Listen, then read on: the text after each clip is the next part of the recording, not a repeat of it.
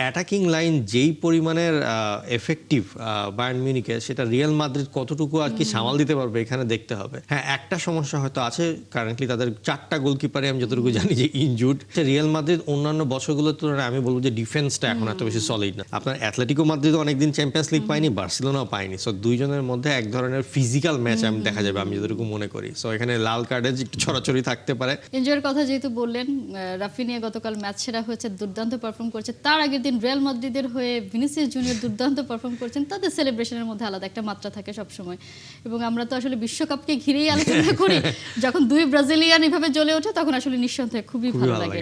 Line আপটা ready হয়ে গেছে, সব থেকে কঠিন ম্যাচ কোনটা মনে হচ্ছে? আমি তো বলবো Bayern Munich versus Real Madrid. অসাধারণ একটা ম্যাচ হতে যাচ্ছে, কারণ এখন ইউরোপের যদি আপনি সবগুলা টিম দেখেন, টপ ফর্মের টিম হচ্ছে বায়ার্ন মিউনিখ। তারা মানে তাদের অ্যাটাকিং থ্রেট যেই লেভেলের পরিপূর্ণ, এবং যেভাবে করে তারা কন্টিনিউয়াসলি গোল দিয়ে যাচ্ছে, এবং খেলাটা দেখতেও দৃষ্টিনন্দন লাগে বায়ার্ন মিউনিখের। হ্যাঁ, একটা সমস্যা হয়তো আছে, কারেন্টলি তাদের 4টা গোলকিপারে আমি যতটুকু জানি যে ইনজুর্ড। তো সেইটা একটা, তার মধ্যে যদি ফিট হয়ে যায় তাহলে তো ভালো। আদারওয়াইজ বায়ার্নকে হয়তো গোলকিপিংয়ে একটু কষ্ট ভুগতে হতে পারে। বাট অ্যাটাকিং লাইন যেই পরিমাণের এফেক্টিভ বায়ার্ন মিউনিখে, সেটা রিয়াল মাদ্রিদ কতটুকু আর কি সামাল দিতে পারবে এখানে দেখতে হবে। তার কারণ হচ্ছে রিয়াল মাদ্রিদ অন্যান্য বছরগুলোর তুলনায় আমি বলবো যে ডিফেন্সটা এখন এত বেশি সলিড না। তাদের অ্যাটাকিং বা মিডফিল্ড অনেক সলিড, কিন্তু ডিফেন্সটা অনেক বেশি সলিড না।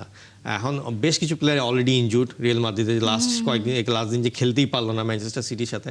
তো আশা করছি যে সবাই যেন ফেরত আসে, সবাই যেন ফিট হয়, কারণ তাহলে আমাদের দর্শকদের জন্য বা যারা আবার বিশ্লেষক আছে এদের জন্য কিন্তু এই খেলাটা সবচেয়ে বেশি উপভোগ্য হবে। আমরা সবাই ওয়েট করব এই ম্যাচটার জন্য। বার্সেলোনা আতলেতিকো মাদ্রিদ যারা পড়েছে, আতলেতিকো মাদ্রিদ কোপা দেল রে থেকে বার্সাকে বিদায় করে দিয়েছে। সবথেকে বড় ব্যাপার হচ্ছে 5 এপ্রিল থেকে তো শুরু হবে, সেখানে লা লিগাতেও এই দুই দলকে মুখোমুখি হতে হবে। মানে 4 ম্যাচ খেলতে হচ্ছে। মানে এই লড়াইটা কেমন হবে?